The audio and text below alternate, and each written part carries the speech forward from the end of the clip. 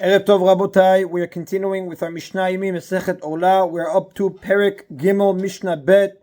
Today's Mishnah should be Le'ilun Nishmat, Neria ben Svetlana Aranbai, and Eliyahu ben Burcha Israelov, Menuchatam beGan Eden, Amen. In yesterday's Mishnah, we discussed the law of a garment dyed with Orlah dye. Today's Mishnah is going to discuss the law of a single thread dyed with Orlah dye. Hatzovea melo asit biklipe Orlah. If someone dyes a thread the length of a seat with coloring made from the peels of Orlah, and the Mefarshim explain, a seat is the space between the index finger and the middle finger when they are spread as far apart as possible. So if somebody dyes a thread that length with coloring made from peels of Orlah, v'arago ba'beged, and he wove it into a garment, ve'en yadua ezehu, and it's not known which thread it is, meaning, the Mefarshim explain, if it could be identified, it could simply be removed. But in the Mishnah's case, the prohibited thread is among the other permitted threads.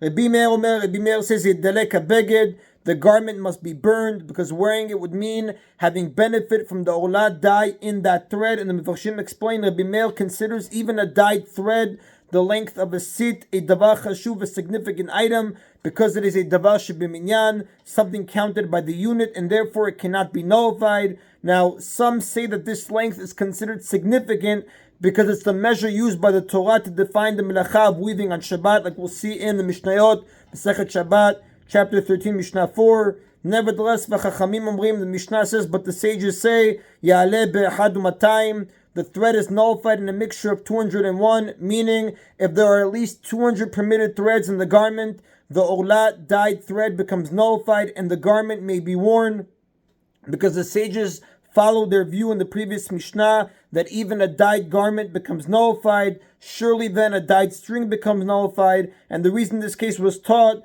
was to show that it will be made strict even with just a dyed thread.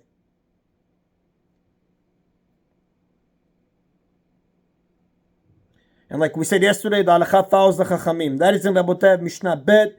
Mishnah Gimel continues. Now that we mentioned the case in which forbidden Orlah thread was woven into a garment, the Mishnah now discusses several cases in which other forbidden threads were woven into a garment. The Mishnah says, Ha'oreg melo asit mitzemer ha'bechor ba'beged. If someone weaves into a garment a thread the length of a seat that was made from the forbidden wool of a bechor, an animal bechor, a firstborn male, calf, sheep, or goat, is automatically sanctified at birth. It's given to a kohen who brings it as an offering and eats its meat. If it's blemished and cannot be brought as an offering, the kohen may slaughter it and eat its meat, but he may not cut off its wool. Even the wool of a blemished bechor is rabbinically forbidden for use. So if somebody weaves into a garment a thread the length of a seat that was made from the forbidden wool of a bechor, yidalek habeged, the garment must be burned because the thread does not become nullified. Since it's forbidden to benefit from the wool of a bechor, the garment may not be used. Similarly,